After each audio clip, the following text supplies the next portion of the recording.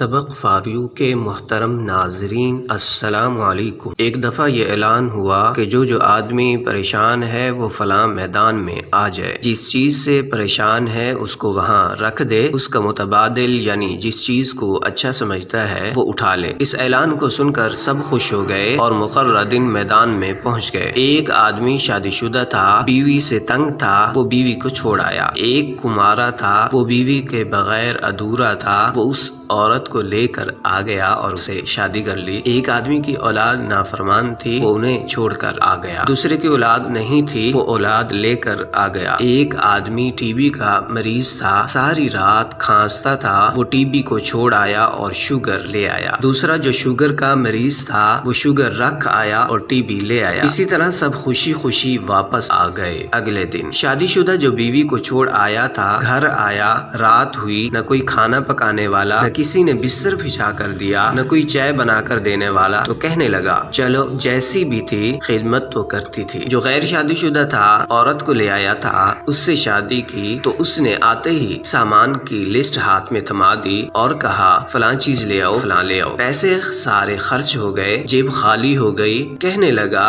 کہ میں تو بغیر شادی کے ہی ٹھیک تھا، جو اپنی اولاد کو چھوڑ آیا تھا وہ بھی ایسے ہی پشیمان ہوا کہ جیسے بھی نافرمان تھے، کبھی کبھی حال چال ہی پوچھ لیتے تھے، کبھی کوئی کام ہی کر دیتے تھے۔ جو اولاد لے آیا تھا بڑا خوش تھا، لڑکوں نے آتے ہی باپ کو لٹا کر مارنا شروع کر دیا۔ اب وہ بولا کہ میں تو ایسے ہی ٹھیک تھا۔ جو آدمی ٹی بی والا تھا، ساری رات کھانستا تھا، وہ شوگر کی بیماری لے آیا، ساری رات اٹھ اٹھ کر پیشاب کرتا، سردی تھی، بڑا پریشان ہوا اور کہا کہ ٹی بی ہی ٹھیک تھی، چاہے ساری رات کھانستا تھا لیکن بستر میں تو پڑا رہتا تھا۔ یہ بار بار کا اٹھنا، سردی میں جانا بڑا مشکل ہے۔ جو شوگر والا ٹی بی لے آیا تھا وہ ساری رات کھانستا رہا، صبح اٹھ کر کہنے لگا کہ وہی شوگر ٹھیک تھی، چلو پیشاب کر کے کچھ دیر سو تو جاتا تھا، کم بخت ٹی بی نے تو مجھے ساری رات سونے بھی نہیں دیا۔ بے شک انسان جو ہے وہ ناشکرا ہے۔ یاد رکھیں،